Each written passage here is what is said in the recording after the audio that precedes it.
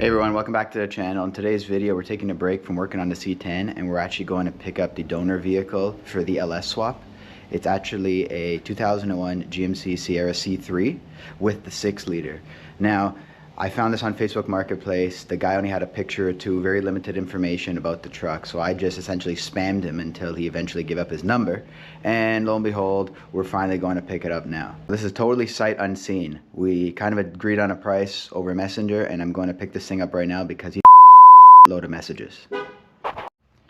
We're gonna pack the tools, get some templates. Because the trailer's full with the donor vehicle, my plan is we're just gonna hitch a ride with my buddy and we're going to just drive the thing back and hope to God it actually makes it. It's about an hour and a half away from where I live.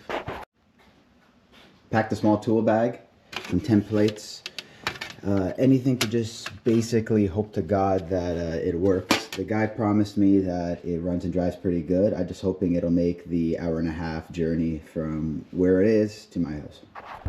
All right, here we are on the road. I got my passenger princess over here. Zoe, we gonna pick up another car? We're about half an hour out from the truck here. All right guys, so here we are. We just got the truck, ownership's transferred. We're just about ready to hit the road. Just gonna give you a quick walk around of it. So here it is. It's an 01 Sierra 1500 C3 package. Obviously it's rough and around the edges and it's pretty rotted, but let me just get the hood here for you. Got my passenger princess. She's eager to go. I'll show you the 6-liter. This is what it's all about right here. Don't mind the bug deflector about to come off here. That's what this is all about right here, the 6-liter. LQ4, LQ9, I don't remember at the top of my head, but this will be the heartbeat of the C10. It runs really well. I'm quite happy with it. I can't wait to get this thing down the road and get it back to the house. I love the Denali front end on this. Let me just get a quick walk around here. That's what matters. Yeah, she actually, like I was telling tomorrow, she drives it amazing. You got 2,000 pounds in there. Yeah. It drives like a Cadillac. When it's empty, it fucking autos your fucking teeth. I love the look of this truck. I love the 2.5 door. I love the interior. I'm going to fire it up for you guys quick here. It's on empty. Also, fun note, the AC actually works.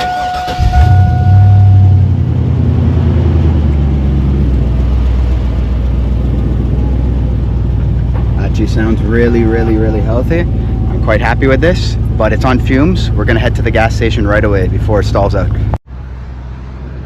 I can't get over how smooth this thing runs. Oh my gosh, the engine light just came on, but the guy told me that it has a lean code for cylinder 8. So based off the manifold leak that's coming off that side header, I'm assuming it must be something to do with that, but this thing runs amazing. We're just around the corner from the gas station. We're literally low fuel light flashing how low we are, but should be there any second. Zoe approves, and the AC works, and it works really well, thank God. So we made it to the gas station just barely. She started burping and all that as we were pulling in, so got really lucky there. My passenger princess here, she's loving all the AC. She's not used to AC working and everything, right? Anyway, we're filling this up right now for the journey back home. Transmission shifts well, all the fluids are good. We have an hour or so drive till we get back home. And I think the first stop is the coin wash, because as you can see, we literally have bugs and whatnot living all over this thing. And the interior ain't much better than that, so this is getting a full detail today. The funny thing is, we purchased this truck mainly with the purpose to be a donor vehicle, but we're kind of starting to fall in love with it here, so we're going to give it some tender love and care and use it for oddball going around and doing errands and stuff like that until we pull the engine in the next month or so.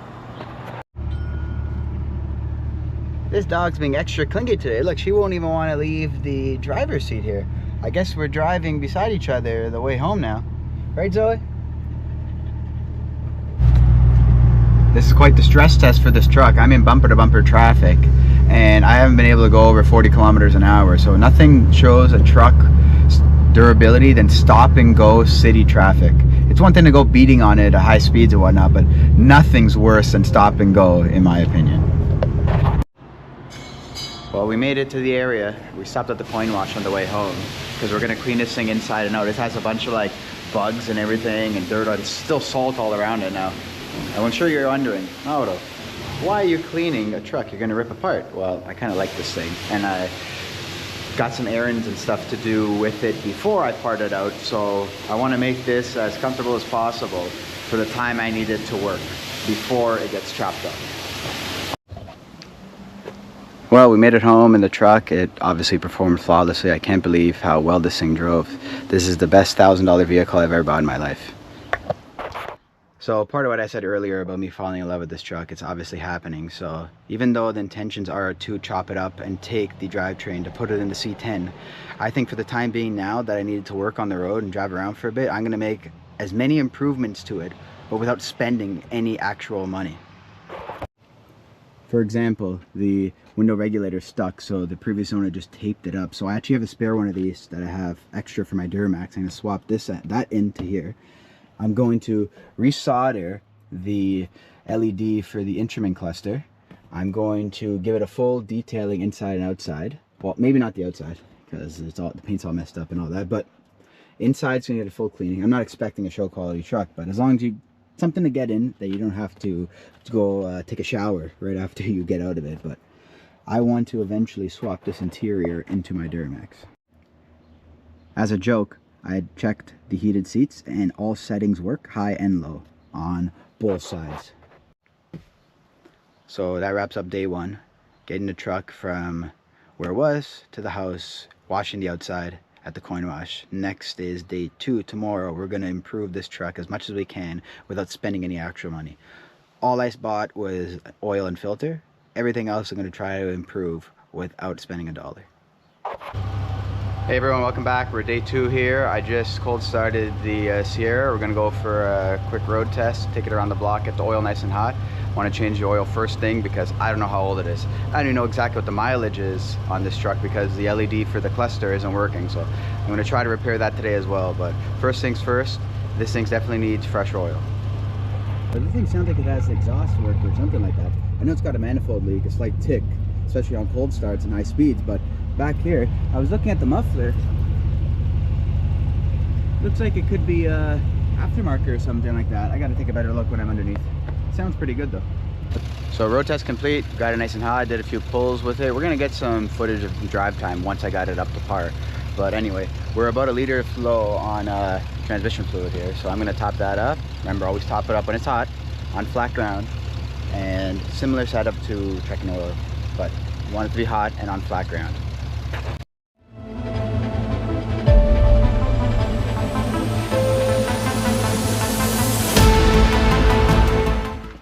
Got the front left wheel jacked up and the weight on suspension. We're gonna check the front end and see if there's any play.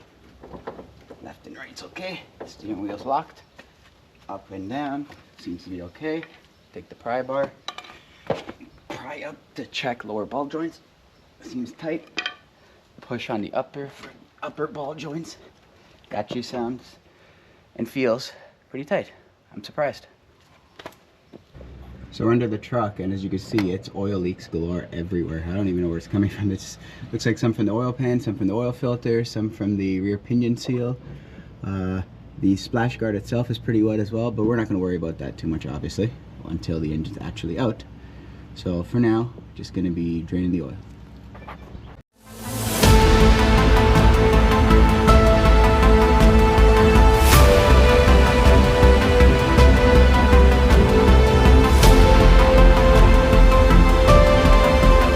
Not sure if the camera's picking this up properly, but I see a frame filter. It's never a good sign. Usually frame filters are pretty cheap, little to no filtration, so we're gonna be putting it with a CarQuest Wix, so it's 10 times better than generic frame.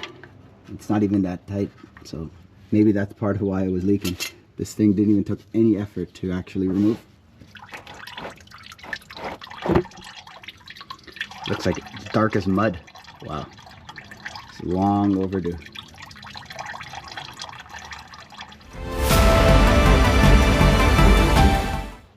I usually like to date and mark the kilometers on my filters, but unfortunately, I don't actually know what the kilometers are exactly on this truck. I know I was told it's around 270,000, so right now I'm gonna leave it blank. Just put the date, and when I fix the LED for the cluster, I will come back and mark the mileage just for my OCD.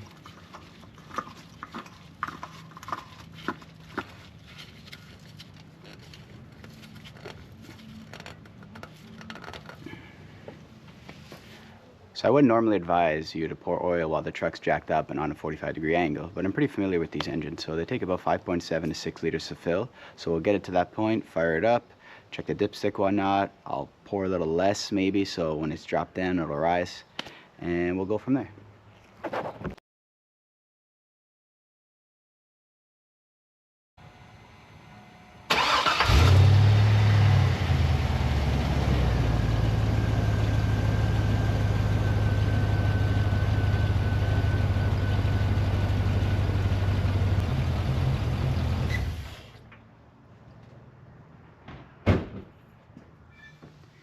So I just wrapped up the oil change, as well as I got a little creative with some self-tappers. This is now secured, but mainly for visual aesthetics. I would not recommend anyone actually standing on any of the skirting, because it's all held together by zip ties and self-tapping screws. So you can try to remember not to stand on that. At least looks cool though. Time to check the front end on the front right here. Let's see if there's any play. Left and right's good. Up and down's good. Upper ball joint's tight. Let's do the lower. And no play in the lower. I'm surprised, no play in the front end. So I got a couple of updates here. Did some things off camera, just boring stuff. Like I found the center caps, well 3 of the 4. I adjusted the tire pressures, they were all at like 50 plus PSI. These all leak slowly, so it's got to monitor that to top up the air every day or two. Obviously 50 is too high, so I left it around like 35, 40. Should be good for that for a little while. Topped up the washer fluid. The battery cables were loose, and obviously the bolts are stripped. If you're familiar with these GMs, it's a terrible design. So I just put the vice grip on it and tightened them like that, so now this is tight. Also over here, this truck's got some nasty rattles and vibrations while driving. I think I found one right here. That's not supposed to be like that. This heat shield, if you can see over here, that's definitely causing a nuisance for sure. This hinge was also pretty loose. I just tightened it, as you can see. I don't know if you've seen the play in that. This truck's been in an accident or two for sure, because all the body lines are off. And overspray is pretty much all over the box and doors and even some of the fenders. Don't you just love it when you hoard bolts for years and you finally find a use for one? 3 is better than 2, so this is solid, not going anywhere. The hinge is tight. I cut away all the heat shield for the manifold. Here are the remains. So this should have eliminated at least a good chunk of the vibrations. Well, you know the old saying, believe not what you hear, only half of what you see. You see a K&N sticker, you're expecting a K&N drop-in filter, and you get a paper filter. At least it's new, because I was definitely not going to replace that.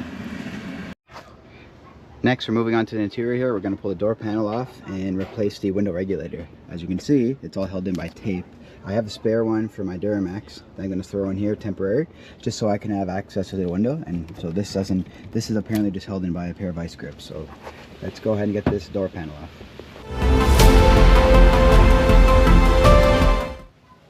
So door panel's off, and we find the carnage of what remains of a window regulator motor. Broken off the actual, oh, there's the vice grips the previous owner was mentioning. That's holding up the glass. So looks like we inherited a pair of C-clamp vice grips. That's pretty cool. Just gonna go grab my spare motor and regulator and get this whole assembly replaced. So I readjusted the tape to hold the glass up. I'm gonna temporarily remove the vice grips to get the entire window motor and regulator assembly. Essentially goes in like this, okay, with the nuts and bolts at each corner. So that's all missing. I'm gonna have to see if I have some spares in my hardware bin.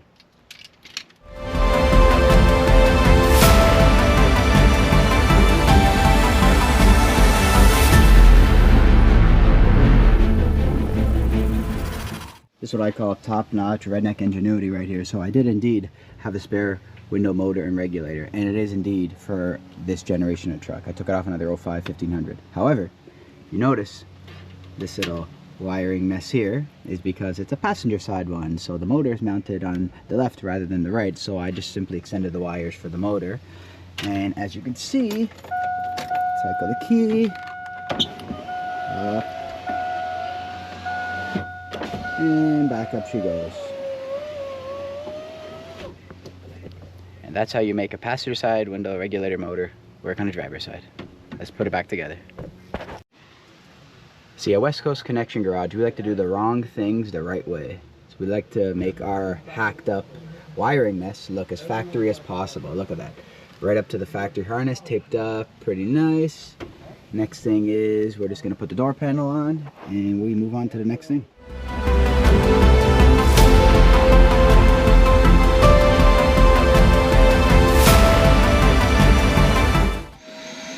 So the final thing I'm going to be doing besides vacuuming and just giving the interior a clean is I wanted to resolder the connections for the park reverse neutral drive and odometer reading, because as of right now I don't know what the exact mileage is. So this is a common problem for these GMs of this era, 99 to like 06, 07. I fixed it on my Duramax already, but gonna take this cover off, gonna mark the needles and everything like that. These stepper motors are already on the fritz, as you can see. They're not sitting in their parked position, so I'm gonna mark them as is. And then when I turn on the truck, we'll see how far my marks are, because these are all at 0 when it was plugged in. When I unplugged it, they all just spiked to where they're sitting right now. So we're going to take this off and resolder the connections behind here. So I got the cluster all taken apart here.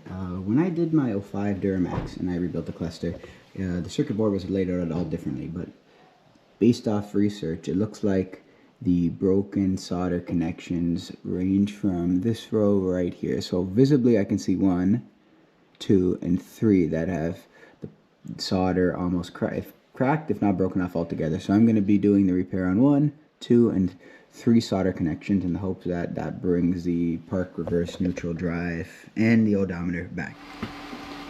I'm not sure if the camera can pick this up, but we have touched up one, the outer one, the third one in, and the final one here. Put a dab of solder on all 3 points here, so I'm hoping that'll be enough to illuminate the LED again. We'll have to see when we get it all back together. So a moment of truth now. I got the cluster in, I got the bezel in and everything like that. I'm going to put the key in and see if everything works. Yep, there we go. Mileage 268,853 kilometers. Park reverse neutral drive. Everything's illuminated. Excellent. All the stepper motors look to be reading roughly where they need to be. Excellent. This was a real win right here. So the last piece of the puzzle to conclude the day here before we road test is just a quick vacuuming and detailing, because as you can see, this truck is littered with garbage and it smells horrible. I don't think I'm going to do anything with the carpet, it's too far gone, but if I can at least vacuum up some of this, it looks like cereal and food and old toys and business cards. If I can at least vacuum this up and clean the trim a bit, I can live with that. So here's a finished product. I cleaned the interior as best as I could. It's far from a show truck, as you can see, but it can definitely be sat on and used, and the smell will be slightly tolerated now because, well, it doesn't smell like a wet swamp in here anymore. Although the carpet's soaked. The seats are almost destroyed. There's melted crayons, and I don't even know what that is over here, but it'll get the job done. But now the fun part, the road test. Can't forget, we got to make it official. Our mark of excellence. Moment of truth.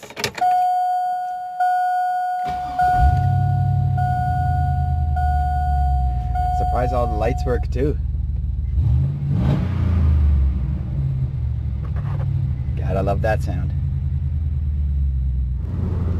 Just going to pull out of the subdivision here. Sun going down.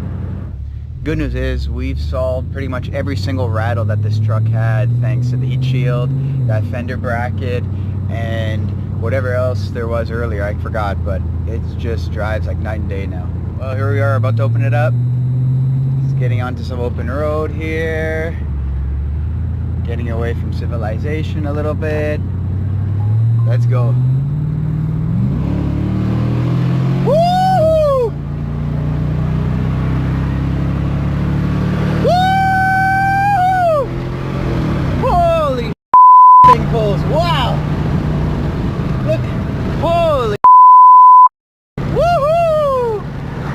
Wow, I can't believe it. I haven't felt power like that since I was driving my Camaro. I know it feels weird, but $1,000 truck and it pulls that hard. I can't believe it. That thing sent me back. And hold it together plus holding the camera. That was impressive. Well, there you have it, folks.